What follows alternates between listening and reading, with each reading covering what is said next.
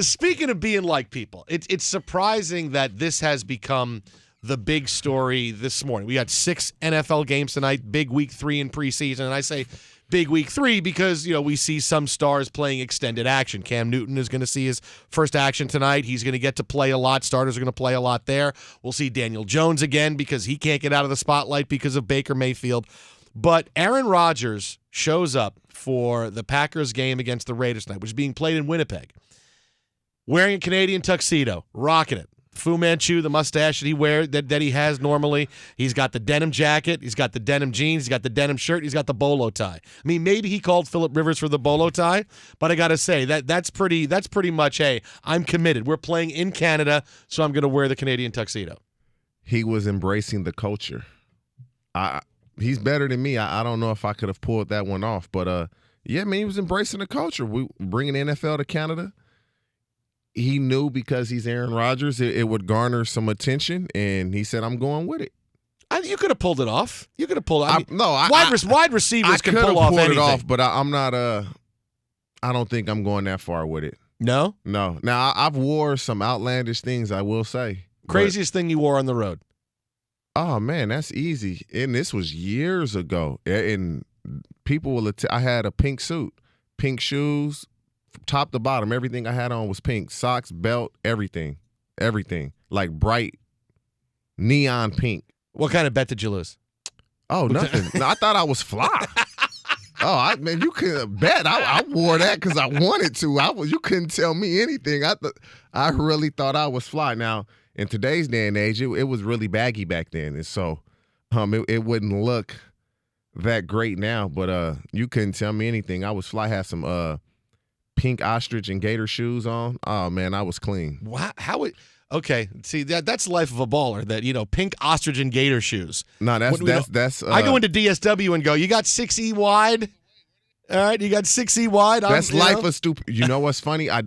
I believe I still have them. It's funny you say that. My wife, like 2 weeks ago, was like, you got to get rid of all these shoes from when I play. I'm like, no, these shoes going to come back in and I'm going to have them. No.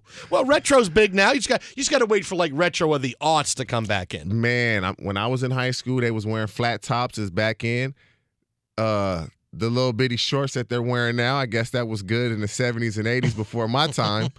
And so the baggy shorts and baggy clothes, they'll be back in about 15, 20 years. Yeah, just got to make sure you have the same body. So you can fit in it. I don't even want to talk about. I haven't gained a pound, man, in 20 years. I've weighed the same for pretty much 20 years. Wow, that's. I mean, that's great. It looks awesome. A tad different, not much, but a little bit. Okay. But yeah, my weight has remained the same. That's nice. I wish I could say the same. I'm at the same weight. I'm like, no, not really at all. So tonight, the Packers and Aaron Rodgers, the Canadian tuxedo, taking on the Raiders. Obviously, Antonio Brown has been the topic of conversation for the past few weeks. And now I know you and I, doing this for a living, and it's kind of, pulling back the curtain a little bit, every day the past 3 weeks has been huge amounts of time spent on Antonio Brown, Baker Mayfield, and Ezekiel Elliott's contract. It's like rinse, repeat. It's okay. Today a Baker Mayfield day? All right, kind of is. Is today a Ezekiel Elliott day? All right, it kind of is. No, but today's an Antonio Brown day. And so, all right, now you got to talk Antonio Brown. The Raiders are playing. Likely he's not going to play at all, but at least it looks like this drama is over. Or is it really over? I mean, are we still waiting for the very end? Because I kind of see this as like the end of a Friday the 13th or Halloween when they kill Michael Myers or Jason. And, they're celebrating. Oh, and it's over. Right. It's over. The girl who makes it because, she didn't have sex through the entire movie. So she makes it. Because if you have sex in a horror movie, that's bad. You die. And, she makes it and she's hugging the kids. And then in the background, then they sit up and then they kill him for real, at least until the sequel. I feel like that's where we are with Antonio Brown. Like, okay, the story is dead and everybody's hugging and celebrating, but we still got 2 weeks till the regular season. We still got to cut. I think there's time for there to be one more push of drama from Antonio Brown. It's over. If he's smart, it's over. Let me say that. If Antonio Brown is smart, and I believe he is, it's over. You can't. Number one, you should never go to a new team and do this. This should be a lesson to any player in free agency, even though he wasn't a free agent, but it's similar. It's like dating a new girl. It's the honeymoon period, man. You got to make her believe like you're the one. and he's gone there and ruffled some feathers. If I'm a bet man, and I hope he's a smart man, it has to be over. Whatever you could tell him, give me the lineman's helmet. I'll play with that. It really, at this point, it really doesn't matter. Let me play. The feet, I believe, are good. The helmet thing, he has to say, I'm over with it. It's done. Let's play. He's gone through this now really hot and heavy for 2.5 weeks. Was it really all about the helmet? Was it really, hey, I know players are particular with their helmets. Yeah. I know they are. I get it. But in the end, you knew this was coming for a year, and suddenly now it's here. Tom Brady doesn't like it, but he's practicing with it. Aaron Rodgers doesn't like it, but he's practicing with it. And here's Antonio Brown going all the way to the point where he's not showing up to play, and you have to think, well, maybe he just doesn't want to go to camp. Maybe he just want to hold it back as much as he can before he starts. Honestly, would he have been able to practice anyway with the frostbite on the feet? And so all this did was give him more time, I guess, per se. I don't believe he would have been able to practice anyway. So now this helmet thing just kind of came up and prolonged the situation, number one. Or did he think, they'll let me wear my helmet? I'm going to just kind of prolong it and kind of procrastinate, and they'll cave in and let me wear my helmet. But the NFL, man, they're not playing about this player health and safety issue. And so it could have been he thought, I'm going to just pout about it. I'll file a grievance, whatever him and Drew might have talked about, and they'll relent and let me wear my helmet. And he didn't. And I get it. One, you don't want the helmets now. They look spaceshipy. They're big. And you don't want that. And if you have anything, you turn and look and you drop a ball, or you didn't pick the ball up right away. Oh, it's the helmet, man. It's the helmet. I don't want to wear this helmet. And so any little thing that happens that you perceive to be a problem with the helmet, you're going to say it's the helmet. And I get it, because he's been very successful in his helmet. And you don't want to wear those big old helmets that they have because you feel like it's going to slow you down. It might be lighter, or it might be a couple of ounces heavier. You just don't want to wear it. Yeah, Will Blackman told me yesterday, he's like, I don't want to wear a Mega Man helmet when I go out there on the field. Were you that particular about your helmet? Everything. The cleats, the pads. I mean, I had shoulder pads, and you would take all the extra padding out. You didn't want to wear thigh and knee pads. You just felt it would slow you down. It's a couple ounces. It's just all mental, man. That's how it was. And you, in college, you wear pads. You get to the league, and you're like, oh, man, they don't have pads on. I'm going to try that. Oh, I like the way that feels. And so you just kind of get in the habit of doing it. At least that's how it was when I played. And now, again, like with this health and safety thing, it's no more. Was there anything that would have happened that would have caused you to hold out any kind of equipment, whether it was your helmet or something else? You would have said, okay, I got to talk to the league about this? Absolutely not. No. I would have complained about it maybe to the equipment guys, to the coaches, but I'm not going to make a big deal about something that I have no control over. I have no control over the helmet. It's a league-wide thing. All the quarterbacks have done it. All the other position players that have played a long time, they've had to switch helmets. And so control what you can control. Would I have been upset? I'm sure I would have been. I know myself.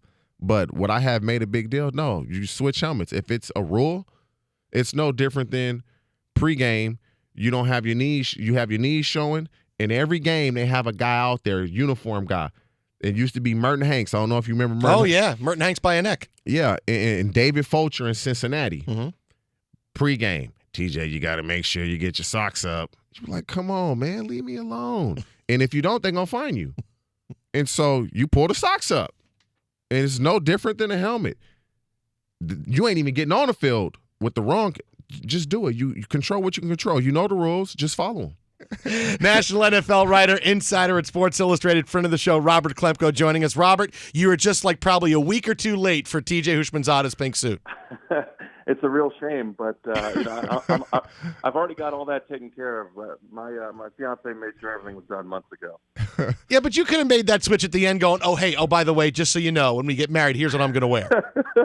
By the way, that would have gone over great.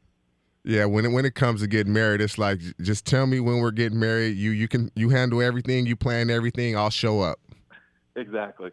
Hey, all right, let's start with obviously the drama that continues to unfold from Baker Mayfield's situation with Daniel Jones. Yesterday, he talked about calling Daniel Jones and apologizing for the comments that he says were misconstrued, in which he criticized the Giants for taking Daniel Jones that high in the draft because you have to look at winning as being a priority, and Daniel Jones didn't win so much at Duke, going 17-19.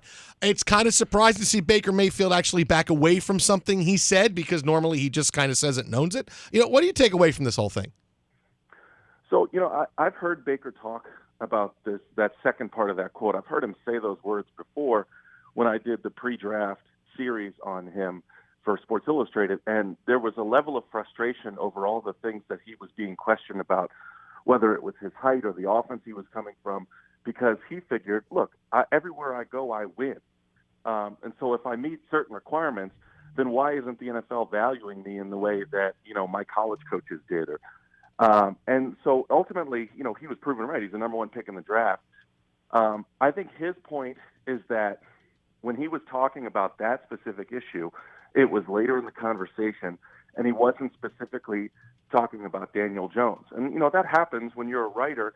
You marry quotes that don't necessarily happen in the same sequence, that aren't necessarily back-to-back, but you try not to do it if it's too far away from the prior conversation. And so, it was interesting to me that writer for GQ didn't just release the audio. If he felt that there was some defense to what Baker was saying, then the solution is to release the audio and say, see, here you were talking about Daniel Jones. So I think the explanation on Baker's side works. On the other hand, the best way to not be misconstrued as talking trash about other quarterbacks is to not mention other quarterbacks. He doesn't have to sit there watching television and say, wow, I can't believe the Giants took Daniel Jones. So a lot of this is on Baker for kind of inviting this situation. Now, this is how I say it, Robert. How are you? Baker Mayfield is not the type of guy to walk back comments. He pretty much is I'm going to wear my heart on my sleeve type of guy. When I say something, I'm going to go with it, and I mean it. And so for him to publicly come out and say, I didn't mean it like that, it was taken in a different context, and for him to call Daniel Jones and say, hey, dude, this is what happened. You get into it with Ellinger, the quarterback from Texas. You call Hugh a traitor, so to speak, and for him to do what he did publicly shows me, well, I didn't mean for it to come out the way that it did, that he was being a very honest person as far as, okay, Daniel Jones, this is what it is. I don't have a problem with you, and I want you to know that, because if I did say it, then I'm going to own up to it. And so I tend to side with Baker in this situation, that at least what he's shown us thus far in his career, he's very outspoken. He's not walking back any comment. And for him to do that shows me that whatever happened, it was a complete misunderstanding. Yeah, I think that's fair. The problem with doing the big GQ profile for NFL players, and I think you'll remember James Harrison and when you were playing, several players having disputes with writers at GQ and magazines that don't cover the NFL, that did the big preseason feature on a guy, is those reporters don't have to come back into locker rooms for the rest of the season. So that guy who wrote that feature, he doesn't have to come back to Cleveland and try to get 5 or 6 more stories out of the Browns this year. So there's no incentive for him to not burn the bridge. If he feels like he can marry a couple quotes and kind of straddle this line, this gray area, he'll do it, because there's no reason for him to make nice with Baker Mayfield or the Cleveland Browns. What I see it, Robert, when I see Baker Mayfield want to back away a little bit from his comments, I mean, the quote is the quote, and whether it's married or not, I get your point of just don't say Daniel Jones's name, because we see these all the time. Look, he's meeting somebody in a steakhouse, the TVs are on, there's music going, it's a kind of a relaxed atmosphere, and he's just kind of riffing on things that are important to him. And there's kind of a disconnect sometimes where athletes, or if you're the subject of an interview, what you're saying is on the record, but you don't realize the impact of what you're saying. Like he's saying, winning's got to be part of the quarterback when you evaluate quarterbacks. And this is his opinion as a quarterback in the NFL, not realizing dude, you're a quarterback in the NFL that has a big spotlight on. If you mention Daniel Jones's name and you talk about winning being important, of course that's going to be the story. And that's where I feel that was his big faux pas, was not realizing, okay, the impact of what I'm saying, how it's going to come out, because in the end, the guy's Baker Mayfield. He knows when he speaks, it makes news. Yeah, and later, that's the thing that you figure out, I think, early in your career, because when you're in college, the access with media isn't the same as it is in the NFL. And it's all very managed, and reporters are brought in for 10, 15 minutes. They ask questions at a podium or in a group setting, and then they move on. So for a lot of younger guys in the NFL, I think the culture of, hey, I'm going to be on the cover of this magazine and I'm going to sit down with this writer for 2 hours is something that's very new and something that they figure out through trial and error. Robert Klemko with us, Sports Illustrated NFL Insider, the Dan Patrick Show here on Fox Sports Radio. Jason Smith and TJ Houshmandzadeh in for Dan and the Danettes. All right, so the latest drama that really took off yesterday involved how Matt Nagy and the Bears have been dealing with their kicker auditions over the course of this entire spring. A big expose on the whole process when they brought in 9 kickers, and the kickers weren't happy with how it was shaken out, and the Bears had an advisor who they felt was partial to guys that came to kick in his camps when they invited these 9 kickers to come try out, and here's Nagy obsessing with this field goal. And, it's insane to see this kind of attention spent to missing a 43-yard field goal. And while I get it ended your season, at some point the Bears got to move on from this, don't they? Yeah, and I have to mention that was my colleague, Kalen Kaler, who wrote the story for Sports Illustrated about the process of bringing in 9 kickers and all the different things that they put those guys through. One of the points made in the story by Jay Feely is that if you missed a big catch in the Super Bowl, you wouldn't line up the next year in practice and run the same route and have the quarterback throw to the same spot 20 times just to hammer it in. You just go about your business, and it's not like you brush failures under the rug. You address them, and I think you have to move on at some point. And it was, Kalen wrote that one of the first things they did was bring in each kicker in front of the entire team, in front of the coaching staff, front office, players, dead silence, turn off the music at practice, and kick field goals from the Cody Parkey spot. And I guess there's 2 schools of thought on that, right? One is you're going to find the steeliest guy of the 9 who's not affected by this level of pressure, and everything works out, and you found your kicker of the future. Or you're going to freak out 9 young kickers, and you're going to put them under such a microscope that you're not actually going to figure out who the best of the 9 kickers is. And time will tell if that happened for Chicago or not. But I think it has raised some eyebrows around the league how obsessed Matt Nagy and his coaching staff seem to be with the way last season ended. You know what it is you have a Cinderella year, and you cannot believe that it's ended on a field goal kick that's missed. And this day and age, as good as the kickers are, 43 yards is almost a chip shot. And so that's why. And I get Jay Feely's point that you would not do that, and you would not. But you have a great season. You have a great chance to advance in the playoffs, and, oh, my God, we miss a 43-yard field goal. Have they handled things the right way? Would they do that with another position? Absolutely not. But we all know, kicker, your job is to make a kick. You don't play as many snaps. You don't get on the field as much. So when you do, we just need you to show up. And so did they handle things the correct way? Probably not. But can you fault them for basically exhausting all options to find the right kicker? I can't fault them for that either. I can't fault them for trying something new. And who knows, maybe they find a kicker out of this process that kicks for 15 years and makes every clutch kick, and that guy's a Hall of Famer. And then people start to say, hey, maybe the 9-man reality show tryout with all the media focus is actually the way to do it. But teams have found long-term kicker solutions with much less media attention, much less pressure on these guys. You bring in 4 kickers, they have a little kicking competition on the side, and you figure out who the guy is. But maybe the Bears have found a new way to do it. All right, Robert, lastly, Melvin Gordon, we find out his holdout could go into the regular season. Meanwhile, Ezekiel Elliott, the bad feelings between he and the Cowboys seem to be simmering. Who comes in first? I think eventually they're gonna bow to what Ezekiel Elliott wants. It was interesting to see Stephen Jones say, after the Jalen Smith press conference that there are some agents who don't have winning championships as a higher priority as the players do. Well, obviously, that's why you hire an agent. The agent isn't there to make sure that you have the best chance of winning a championship. The agent is there to get you paid and to be that buffer between you and the organization, because you are uncomfortable having that conversation with a Stephen Jones or a Jerry Jones and them questioning your loyalties and priorities. Like, that's an agent's job. So I didn't understand that criticism. I didn't think it was necessary, especially right after they signed Jalen Smith to this really well-deserved contract. You know, why introduce that sort of conflict into an already really conflicted narrative? That said, you know, I think that Ezekiel Elliott still has so much leverage here just because of his role in that offense. There's not an offense in the NFL that relies as much on a star running back and a strong running game as the Dallas Cowboys. I think Stephen Jones and Jerry Jones and Jason Garrett have to be terrified of the prospect of finding out what kind of quarterback Dak Prescott really is when he doesn't have an elite runner standing next to him.